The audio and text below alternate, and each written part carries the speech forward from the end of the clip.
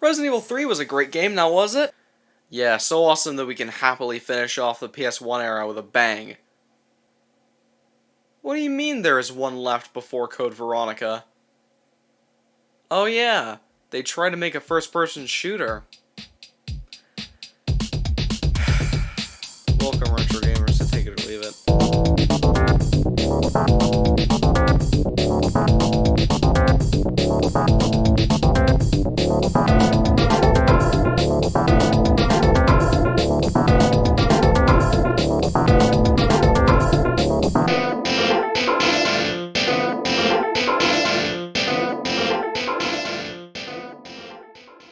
Now that we are done with our Mario detour, we can finally finish off that trilogy of videos that I promised you. Resident Evil Survivor is the last game in the series to release on the PS1 before moving on to other consoles. There is close to nothing to mention about this game's development to the point where the people behind this game went by fake names. Yep, to this day, we have no knowledge of the people who made this thing. Not even their real names. That's not a good sign. The only thing about the making of this game that is worth mentioning is that it was originally going to be packaged with a light gun accessory as the intended way to play it. But of course, two losers had to shoot up a high school in Colorado and thus make wackos blame video games. So with that, maybe sending toy guns to Americans was not the best idea at the time. Biohazard Gun Survivor was released on January 27th, 2000, with the reputation of not being well remembered or liked. Wow, a game that no one remembers but is hated by the people who do? I'm so excited. I cannot wait to play this game. I have no segue, let's just do this.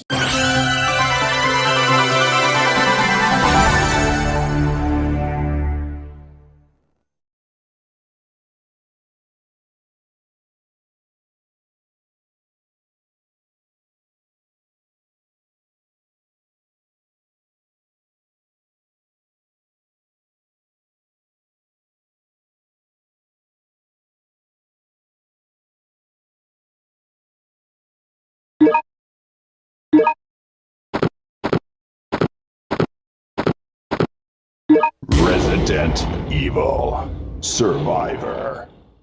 The game begins with a helicopter chase. The reason why I say that in a way that makes it sound boring is because it is. The helicopter crashes and this weird looking man shoots right out of it and wakes up.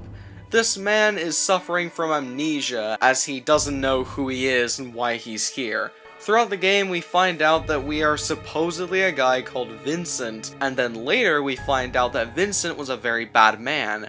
Whoa, is that guy named Art Thompson the good guy? And did he die trying to stop us? The bad guy? Are we playing as the bad guy? Whoa!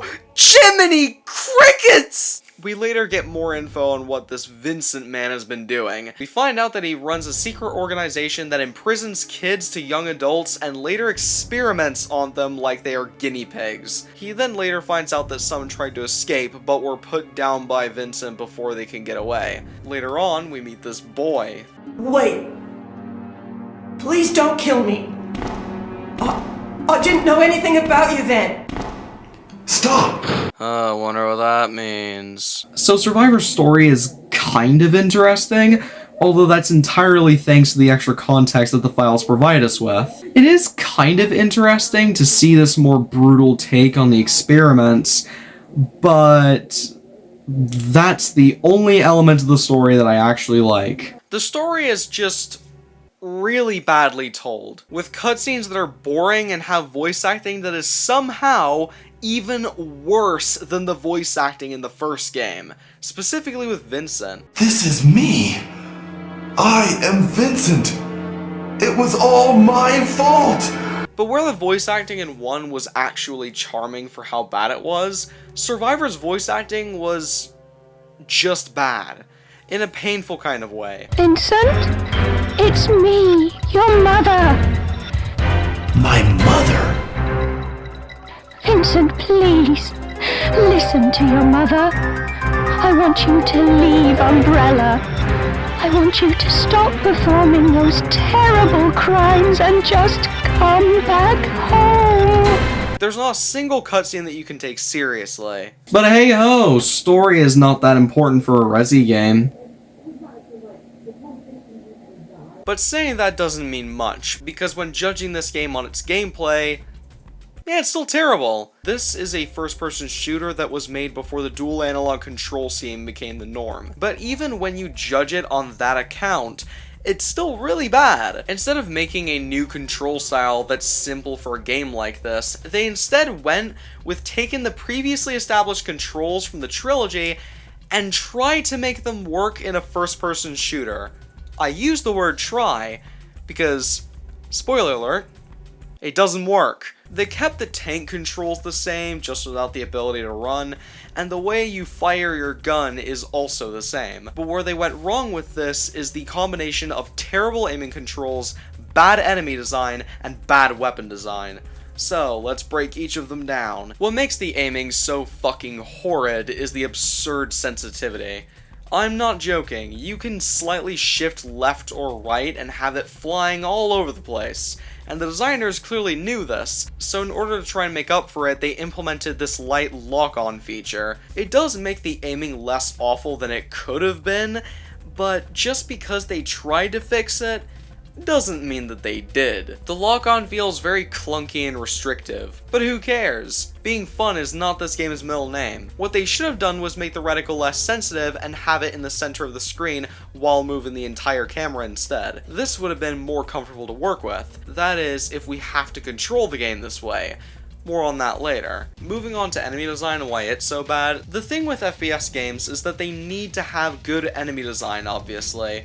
Without enemies to shoot, the game is boring. It goes for most games, sure, but it goes triple for shooters. All of the enemies are pulled straight from RE2. Almost all of them. From the zombies, to the dogs, and even Mr. X for some reason. I guess they made a metric fuckton for this game's location only. There is only one enemy from RE1, and that's the Hunters. It's clear that they didn't have a decent budget to work with, given that they were reusing old models that are 2 to 5 years old. Not a big deal though. I sympathize. What is a big deal that won't make me sympathize is the design of the enemies. They all suck ass. They are either way too easy or way too annoying. The zombie dogs are a chore to deal with, due to their speed and the bad aiming controls that doesn't even let you move the camera up and down. They also like to put zombies behind you after entering another room, and you will no doubt get attacked from behind because of that. But the funny thing is that the zombies seem to be the only enemies in the game that can do that. Lickers are a complete fucking joke in this game. You can be surrounded by them, all of which alerted, and as long as you aren't facing them, they can't attack you. Same thing with every other enemy, even the Hunters, although they have this very awful stun locking attack that was not fun to deal with. Mr. X is just as, if not more fucking pathetic compared to 2. All it takes is 2.5 mags to bring him down, which sounds like a lot, but then you realize that almost every time you fight him, you're in a large room/hallway, and you can easily go around him and unload on him. For as much of a joke as he was in 2, at least all the encounters took place in hallways, making it harder to dodge the attacks. But that ain't saying much. I'm comparing a pathetic enemy to another pathetic enemy. They both are terrible. But speaking of taking things down with a handgun, this leads us into the problematic weapon design. You can easily take the wide majority of the enemies down with just the base pistol, for 3 reasons. 1, unlimited ammo, 2, the faster fire rate, and 3, the amount of bullets in one magazine being a lot. All of this gives you the power to conquer most obstacles. I would know, because that was how my playthrough went.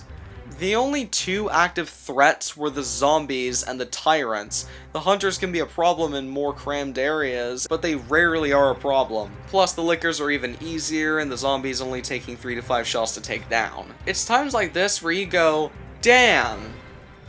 This really should have just been a Doom clone. The original Doom just has a better flow and design than this game. What you are left with is a game that lets you jump in, guns a-blazing, without ever stopping. What you are left with here, on the other hand, is a poorly balanced game where the odds are mostly tipped in your favor in terms of firepower. No joke, I only used the other weapons if I seriously needed to. If I needed to take down an enemy in a quick and easy way without taking damage, that was the time to use them. The other times I've used the other weapons was during the final boss, but that's for later. The awful game design doesn't stop there, my friend, because I said that the odds were tipped in your favor in terms of the weapons. But pay attention to the last part of the sentence. In terms of weapons. Because when it comes to the healables, not so much. At first, they give you a reasonable amount, but then after the first act, they just stop. Like, did they forget? Or was this an artificial way to make the game harder? Either way, it just makes playing the game even more unfun. Healables are not given to you in every room from the last 3 games, but they had the decency to give you some every now and then from start to finish. But here, no, they just stop. I wouldn't be surprised if this was just a desperate attempt to up the difficulty of this game, because I know for a fact that if they didn't do this, this game would have been piss easy. However, I think that would have been the better option. It would mean that I can finish this game faster. But that was not the only desperate attempt to make the game harder, because what we also have is limited continues without any way to save your progress. Yeah, if you couldn't tell, this game was meant to be a more arcadey sort of adventure. But you know what? I'm not letting the game get away with that excuse. This came out in 2000. The idea of that kind of system in this game is outdated as fuck, even back then. I mean, yeah, they do give you a somewhat okay amount of continues to work with, and this is, by concept, a life system, but in most cases with games that have lives, they give you a crazy concept where you can earn more. You can't earn more continues, so once you've used them all, that's it. You have to start the entire game all over again, and that sounds like a punishment worse than death. So what if the game is short? That doesn't mean that this kind of bullshit is okay. We must be done with the trash gameplay, right? Nope. When you aren't dealing with the shit combat design, you are reading. Lots and lots of reading. My stance on this is simple. I don't mind having to stop and read if it's 3 things. It isn't long, what I am reading is engaging, and if it doesn't happen too often. I think the Survivor handles one of them correctly. Some of the stuff written is interesting, and I like this darker and more evil side of Umbrella. Some of them can even be long in a good way, like this prison diary about a prisoner trying to escape alongside the others. All of the files containing a lot of context. So why isn't this information communicated in the cutscenes? I think there are some freaky ideas with these files, but damn, this really breaks the cinematic rule. This really is just tell, don't show. I am not exaggerating when I say that you will be spending about a quarter of this game just reading shit. Even with the interesting context that show, they are still too long and pop up so frequently that it harms the game's pacing and makes it even worse. It comes to the point where this game has a very specific routine of itself. Shoot enemies, read files, get a key to unlock the next area, repeat. This game is seriously that repetitive and has the structure for every area the whole way through. Thank God this game was only 2 hours long, otherwise it would have driven me insane. It seems like the designers were trying to have their cake and eat it too. They were trying to make it like a shooter, but also wanted to make it feel like a classic RE game. So why not make a classic RE game? The level design heavily supports this. All of the levels are these very linear spaces, but they clearly wanted it to have that classic backtracking.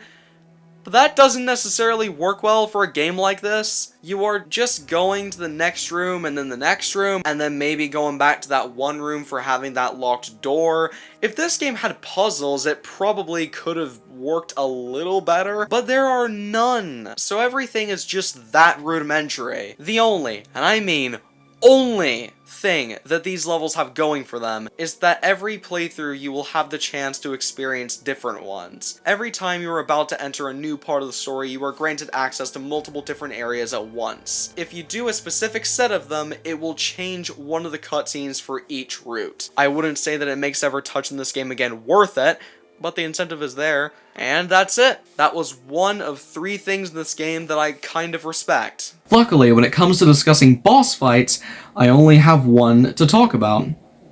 Which is awesome.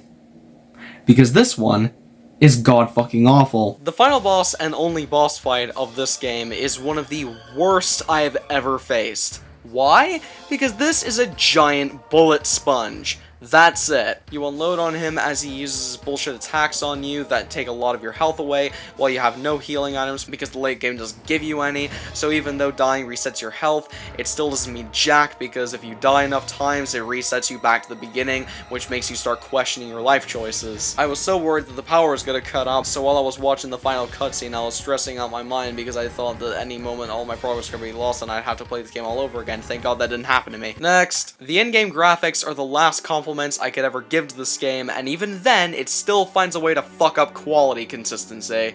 This game has some of the ugliest cutscenes I have ever seen in my life. A lot of them are pre-rendered, you can tell by the artifacts on the screen, yet they still just have the same models and textures. I guess the lighting looks a little bit more dynamic, but that is not a good sacrifice to make when the compression looks so bad. In the first 3 games, the pre-rendered cutscenes had an actual reason to be pre-rendered, whether it was filmed in live action or high-quality CG for the time. Here, there's no need for this. The in-game ones do look a little better thanks to the ugly artifacting being absent, but the animation is just terrible. The in-game cutscenes in the other games don't look that impressive either, but at least the animation in those cutscenes looked a little bit more natural somewhat. Survivor's animations are so jerky and some cutscenes look unintentionally funny as a result. But even with all of that, the environments look nice. The rooms have a respectable amount of detail on them, and the lighting isn't bad. Honestly, this is probably the best part of the game. It certainly isn't saying a whole lot, but it's something, I guess. This is officially the last positive thing I have to say about this game, though. And I really mean the last positive thing. In every review I made before this, it never mattered with the quality of the game, the soundtrack was always at least decent enough to immerse you in the world you are playing in. Those days are officially over though, because I can confidently say that Resident Evil Survivor is the first game on the show that I believe to have a bad soundtrack, and when I mean bad, I mean very fucking bad. In terms of production value, there isn't much wrong with it. It's when you start to listen to how it's composed and sound is when everything shows its ugly face. This is one of the most over-the-fucking top soundtracks I have ever listened to in a video game. I can't help but feel like whoever composed this OST tried so hard to make the music sound very tense and thought that the only way to scare the player was to put in a bunch of loud, obnoxious noises throughout the track. I'm not joking either. This is seriously what the soundtrack is like.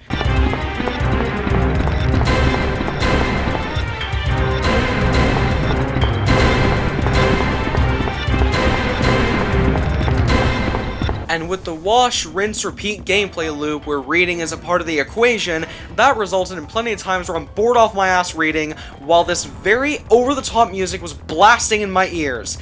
That was annoying. It made me want to blow my brains out with a fucking shotgun. It doesn't matter anymore though, because we finally get into the ending and never touch this piece of shit ever again. So the name of the boy we encountered early on is Lot, and the little girl that we meet later is his sister Lily. We spend our time in the game going after them for answers, and we find Lily hiding in a closet with her asking Vincent to save her brother Lot. Near the end of the game, we find him about to be attacked by a hunter. We save him, and then we get the twist. What are you talking about? It's not your fault. Vincent is the one who caused everything. Well, I mean, You? What do you mean? You're the detective. Your name is Ark Thompson. What? Really? I'm not Vincent? Oh my fucking god! Totally didn't see that coming. As it turns out, Ark Thompson was sent to this island as a spy as requested from none other than Leon Kennedy. Yes, that Leon Kennedy. The reason why Lot kept running away was because he worked for Vincent and told him about someone impersonating him. Vincent confronted Ark, and just when he was about to escape, his helicopter crashed, kicking off this whole adventure. So, this twist is really shit. We all saw it coming. I do think that the idea kind of works on paper, but because this game's presentation is terrible, it made any attempt to try and trick the audience to be an absolute failure. So we met up with Lily and Laud at the helipad, and after an awful boss fight, we see our heroes flying off in the sunset. Oh wait, never mind. Of course, the monster follows them on the helicopter without getting noticed somehow, and so Ark shoots 2 homing missiles at it. One pushes it away, and the other causes the explosion. Not sure that's how missiles work, but whatever, the game's over.